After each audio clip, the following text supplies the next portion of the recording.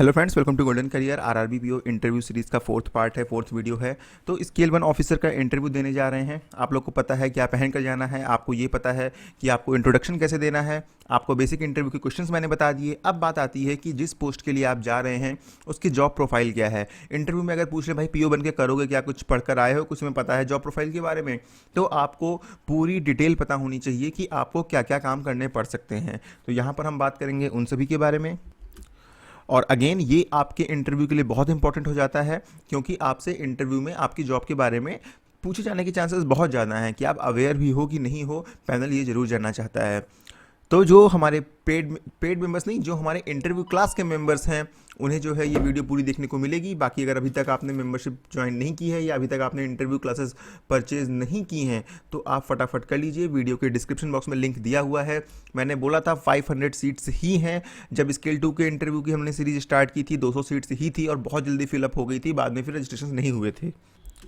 Reason ये है कि आप लोग के कमेंट से थोड़ा मैं रिप्लाई कर पाऊँ, इसलिए ही लिमिटेड सीट्स रखी जाती हैं। अगेन इसका भी अभी रिजल्ट नहीं आया है, फिर भी 100 सीट्स फिल हो चुकी हैं। तो एज सुन एज पॉसिबल आप रजिस्ट्रेशन कर लीजिए। 199 रुपीज़ चार्जेस हैं। पेमेंट करने के बाद तुरंत लॉगिन हो जाएगा। लॉगिन नहीं हो रहा है तो जिन लोगों ने मेल किया है उनका हम रिप्लाई आज कर देंगे और आप लोग का लॉगिन इशू रिजॉल्व हो जाएगा। चलिए अब हम बात करते हैं स्केल 1 ऑफिसर की पोस्ट के बारे में। देखिए, जो स्केल 1 ऑफिसर की पोस्ट होती है स्केल 1, इसको हम असिस्टेंट मैनेजर भी बोलते हैं, ठीक है। उसके बाद आपका जब प्रमोशन होता है आप स्केल 2 जाते हो, इसे मैनेजर बोलते हैं। स्केल 3 जाते हो, इसे हम सीनियर मैनेजर बोलते हैं। स्केल 4 जाते हो, इसे हम चीफ मैनेजर बोलते हैं। स्केल 5 जाते हो, इसे हम असिस्टेंट जनरल मैनेजर बोलते हैं। स्केल 6 जाते हो, इसे हम जनरल मैनेजर बोलते हैं। इस टाइप से जो है बैंक में प्रमोशन होते हैं। खैर इनको आप भूल जाइए। स्केल 6 को स्केल 5 तक आरआरबीज में प्रमोशन है और किसी किसी आरआरबी में सिर्फ स्केल 4 तक ही प्रमोशन है, ठीक है। तो ये तो होगी पोस्ट कैसे होती हैं बैंक में, इनके बारे में। अब हम आपको बताते हैं कि आपको बेसिकली बैंक में करना क्या होगा। जब आप एज ए मैनेजर जाते हो, असिस्टेंट मैनेजर जाते हो, तो आप वहाँ पर क्या काम कर सकते हो। नंबर 1, काउंटर वर्क, ठीक है। काउंटर वर्क क्या होता है मैं आपको बताता हूँ। Number 2, credit officer. Number 3, recovery officer. Number 4, cash officer.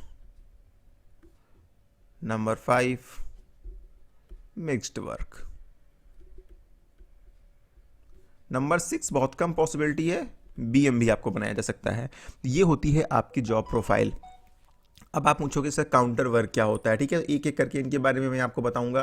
Counter work क्या होता है, मैं ऐसी उम्मीद करता हूं कि आप लोगों में से मैक्सिमम लोग होंगे या सभी लोग होंगे वो कभी ना कभी बैंक जरूर गए होंगे, ठीक है। तो बैंक जब आप जाते हैं तो आप देखते होंगे बैंक में जैसे ही आप गेट से एंटर करते हैं काउंटर होता है ना, जहाँ पे कुछ लोग बैठे हुए हैं जिनको आप विड्रॉल देते हो, डिपॉजिट देते हो। तो वही होता है काउंटर वर्क। जो आपके काउंटर पे वर्क होता है उसे काउंटर वर्क बोला जाता है। मेनली डीडी प्रिंट कराना है, एफडी करवाना है, अकाउंट ओपन करवाना है, डिपॉजिट करना है, विड्रॉल करना है, ये सब काउंटर वर्क होते हैं। तो एक क्लरिकल ऑफिसर होता है जो कि कैश केबिन में बैठा हुआ होता है। ये कैश केबिन है, ठीक है। और यहाँ पर आपको विड्रॉल मिलते हैं, पैसे मिलते हैं, पैसे जमा होते हैं। यहाँ पर जो बैठा होता है वो होता है क्लर्क, ठीक है, जो कि वहाँ पर कैशियर का काम करता है। काउंटर पर एक या एक से ज़्यादा ऑफिसर हो सकते हैं, डिपेंड करता है ब्रांच कितनी बड़ी है, ठीक है। तो यहाँ पर ऑफिसर क्या करता है, जो भी चीज़ें क्लर्क सिस्टम में एंट्री करता है, जैसे आपने एक विड्रॉल दिया, एक डिपॉजिट स्लिप दी, तो आप क्लर्क क्या करेगा, सिस्टम में एंट्री करेगा ना, देखेगा भाई आपके अकाउंट में पैसा है कि नहीं है। आपके अकाउंट में पैसा है, उसने एंट्री कर दी, आपको 10,000 रुपये निकालने हैं, वो विड्रॉल एंट्री करके वो पास कर देगा ऑफिसर के पास। वो ऑफिसर क्या करेगा, वो ऑफिसर चेक करेगा, हाँ आपके अकाउंट में पैसा है, फिर आपके साइन मैच करेगा। फिर वो देखेगा भाई आप ही जो जिसका अकाउंट है वही पैसा लेने आया है कि नहीं आया है, तो वो देखेगा, फोटो मैच करेगा, हाँ आप ही आए हो, साइन मैच हो रहे हैं, ठीक है। फिर वो आप सिस्टम में एंट्री करेगा, वो सिस्टम आप वेरीफाई करेगा।